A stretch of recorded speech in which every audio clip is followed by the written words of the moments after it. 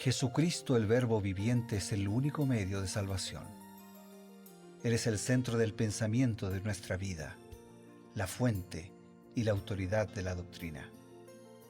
El principal propósito de la vida de Cristo fue la obediencia a los mandamientos, exaltando la ley de Dios como un reflejo de su carácter.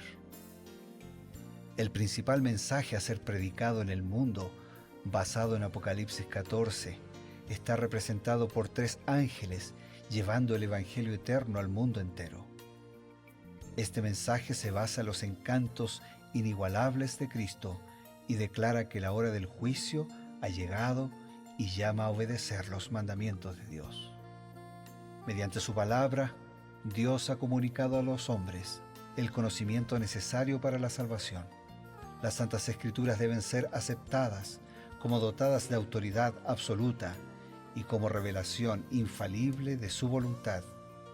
Y aunque el canon de las Escrituras inspiradas está cerrado, el Espíritu Santo continúa iluminando, amonestando y confortando al pueblo de Dios a través del testimonio de Jesús, el Espíritu de profecía. El camino a la vida se traza a través de un camino angosto que debe ser recorrido con confianza en las promesas que Dios dejó a hombres y mujeres fieles que dedicaron sus vidas hasta la muerte por el Evangelio eterno. Los fundadores de la Iglesia soñaron con el día en que la revelación sería una realidad en sus vidas. Miraron con los ojos de la fe a aquel día glorioso cuando finalmente la promesa sería cumplida en la venida magistral de Jesucristo a esta tierra para recompensar a cada uno según sea su obra.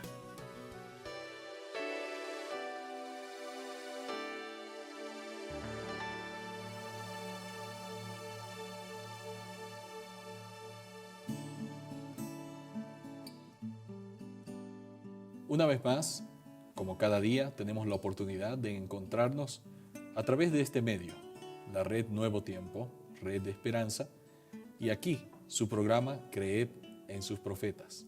Al momento de saludarlos, les decimos, nuestra motivación es buscar el consejo de Dios a través de su palabra y a través de los consejos inspirados del Espíritu de profecía que fueron dados en la persona de Elena White. Y bueno, estamos aquí para empezar nuestro programa y lo hacemos en compañía del pastor Bruno Razo. Gracias, Pastor Ever. Sí, aquí estamos acompañándonos mutuamente, sabiendo que también nos acompañan tantos amigos y tantos hermanos y sobre todo buscando juntos la compañía del Señor. Estamos para abrir su palabra, estamos para seleccionar algunos temas sobresalientes de cada capítulo de la Biblia y compartir los comentarios de Elena de White. Ahora nos detenemos en el capítulo 11 del primer libro de Crónicas, donde nos cuenta que David fue proclamado rey de Israel.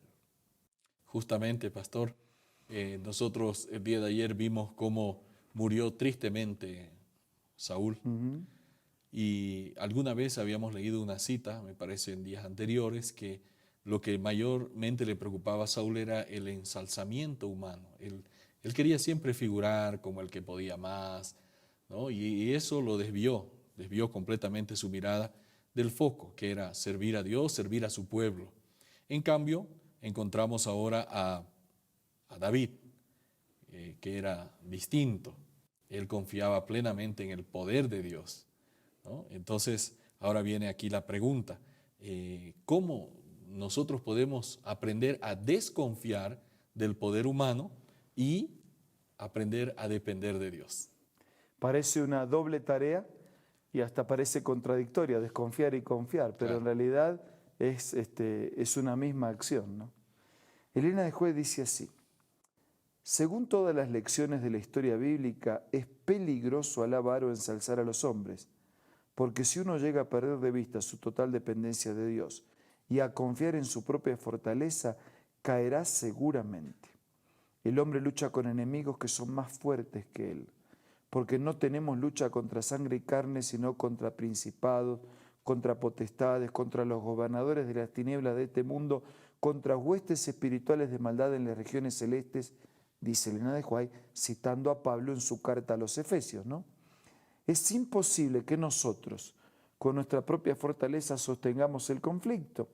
Y todo lo que aleje a nuestra mente de Dios, todo lo que induzca al ensalzamiento o a la dependencia de sí mismo, prepara seguramente nuestra caída. El tenor de la Biblia está destinado a inculcarnos desconfianza en el poder humano y a fomentar nuestra confianza en el poder divino. Así clarito, resumen final, el tenor de la Biblia, ¿no? Que es la palabra de Dios, que quiere lo mejor para nosotros, que nos muestra el plan de aquel que vino a rescatarnos del pecado y de la muerte para llevarnos a la santidad y a la vida. El tenor de la Biblia, las historias de la Biblia, los personajes de la Biblia, las historias que terminan con un final feliz, las historias que nos muestran el lado oscuro pero bien humano de la naturaleza pecaminosa. El tenor de toda la Biblia es mostrarnos, inculcarnos a desconfiar en el poder humano y a fomentar nuestra confianza en el poder divino. El día que nosotros logremos alcanzar los dos propósitos que son uno solo, estaremos viviendo hermosísimas experiencias en nuestra vida cristiana. Ahora, cuando habla de la desconfianza en el poder humano, estoy diciendo que vamos a desconfiar de los demás, ¿no? Vamos a desconfiar de nosotros mismos. Claro. Vamos a desconfiar de mis habilidades para luchar, para ser fuerte, para vencer. El yo es el principal enemigo que yo tengo. De ese tengo que desconfiar. Y tengo que confiar en Jesús, en el Señor, en su palabra y en sus promesas para nuestra vida. Pastor, este tema siempre es bastante delicado porque siempre solemos irnos a uno de los dos extremos, ¿no? Bueno, entonces ya no me preocupo, no hago nada. Si tengo que desconfiar de todo lo que nace de mí, entonces, pues, ¿para qué voy a hacer algo, no? Que Dios lo haga y estará todo bien. Exactamente, ¿no? ¿Cómo podemos mantener un equilibrio? Nosotros hemos dicho que tenemos que esperar como que todo depende de Dios y al mismo tiempo tenemos que actuar como que todo depende de nosotros. Y la misma Biblia que nos enseña ese tenor que acabo de decir es la Biblia que dice que para alimentar una multitud se necesitó de un milagro, Claro. pero un chico tuvo que poner panes y peces. La misma Biblia dice que para hacer Jesús el primer milagro se necesitó que Jesús transformara el agua en jugo. Pero los discípulos tuvieron que ponerle el agua a las tinajas. Claro. La Biblia dice que para que el Señor resucitara a Lázaro, que solo Él podía resucitar, los discípulos tuvieron que correr la piedra. La Biblia dice que para que el Señor sanara a un paralítico, los discípulos tuvieron que abrir un hueco en el techo y bajarle a Jesús en la camilla. Claro. Y así podría seguir, ¿no es cierto? Y no fue, Él no se curó por lo que los discípulos hicieron. Se curó por el milagro del Señor, pero los discípulos tuvieron que hacer su parte. Entonces la Biblia nos enseña eso, la combinación entre lo máximo del ser humano y la intervención divina. Nos queda así unos breves minutos para hablar un poquito del propósito de Satanás en este caso. Él quiere que digamos, bueno, total, no hago nada.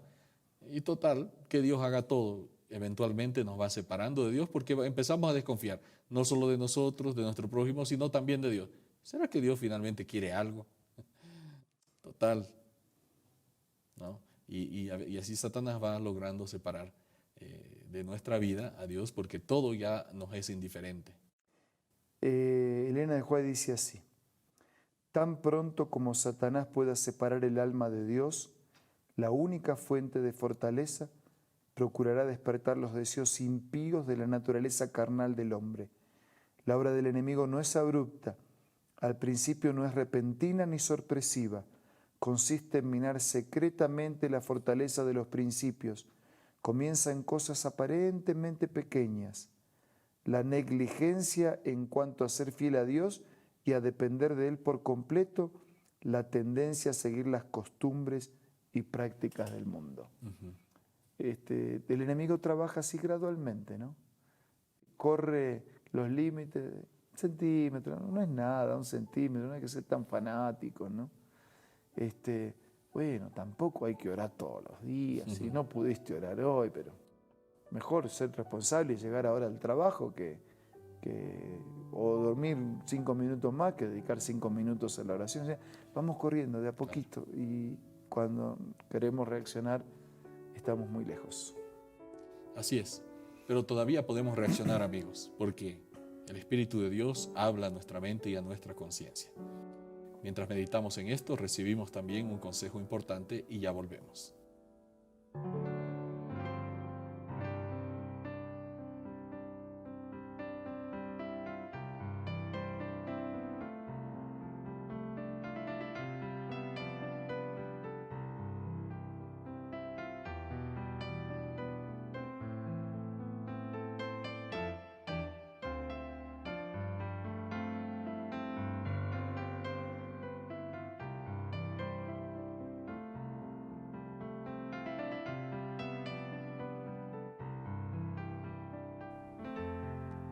¿Qué tal?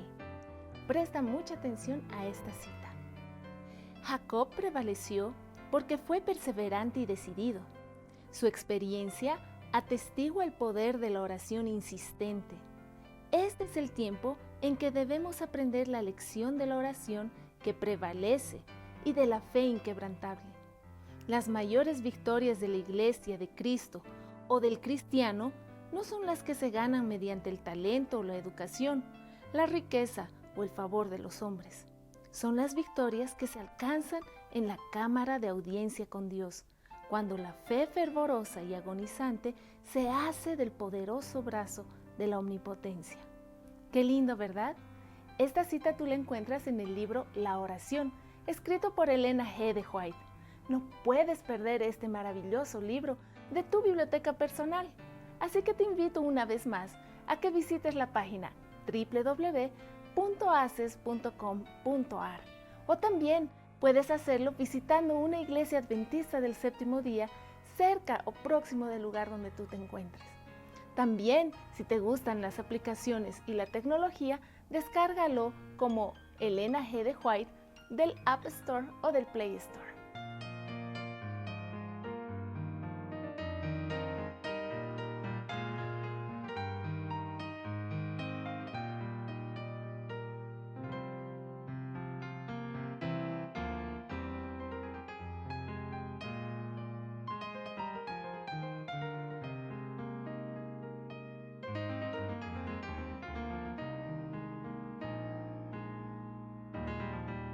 Volvemos con el momento preciso para una vez más presentar una invitación.